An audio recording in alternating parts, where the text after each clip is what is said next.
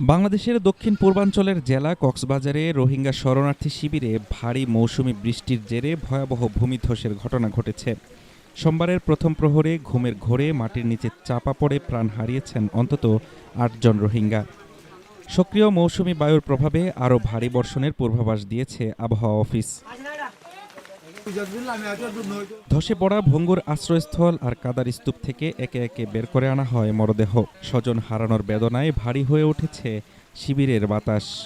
শুরু মাদল দিয়ে আন্তন যা ল্যান্ডস্লাইড হয়ে এবার মাদের টোটাল মানুষ মধ্যে দল 8 জন, ক্যাম্প 15 মাদে 3 জন, ক্যাম্প 11 মাদে 7 জন, ক্যাম্প 7 মাদে 1 জন, টোটাল 8 জন মধ্যে গেল দাঁড়াইত।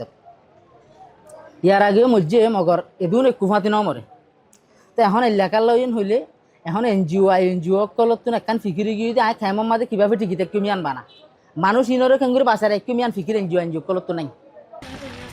এই মর্মান্তিক দুর্ঘটনার পর ক্যাম্পের মানবিক সংস্থাগুলোর ভূমিকা নিয়ে তীব্র ক্ষোভ তৈরি হয়েছে সাধারণ শরণার্থী ও স্থানীয় নেতাদের মনে। তাদের অভিযোগ, দুর্যোগ মোকাবিলায় এনজিও ও আইএনজিওগুলোর কাজের কোনো সমন্বয় নেই। এতলাই বলি এনজিও কলতুন মানুষের খেঙ্গুরি বাসাইম হদেন থিঙ্কিং ইয়ান আফরিব আবার এগিন ফুয়াতি তারা তুন এফেক্টিভ হাজ করা পড়ব। ইতারা এনজিও কলা হাজ করে দি ইনরে রিপোর্ট জিন আছে ইনরে গভর্নমেন্ট এজেন্সির মাঝে সই ভাবে নদে ইতারা রিপোর্টের আর ডুলিয়া করে দি জিয়ান সার গভর্নমেন্টের জিয়ান সারি আন দে ইতারা ইয়ানরে বিশ্বাস করে।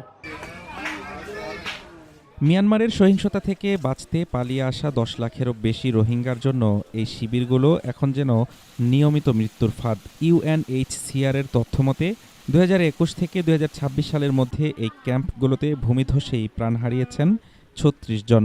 বাসিন্দাদের দাবি, স্থায়ী সুরক্ষামূলক দেয়াল বা নিরাপদ পুনর্বাসন ছাড়া এই মৃত্যু মিছিল থামানো সম্ভব নয়। যারা তো ল্যান্ডস্লাইড আছে তারা যদি মনে করেন এনজিও তরফ বা ওয়াল বা কোনো কিছু তুলে দেয় বা কোনো একটা নিরাপত্তা আস্ত্রের মধ্যে যদি নিয়ে যায় মানে কি এটা ভালো হয়।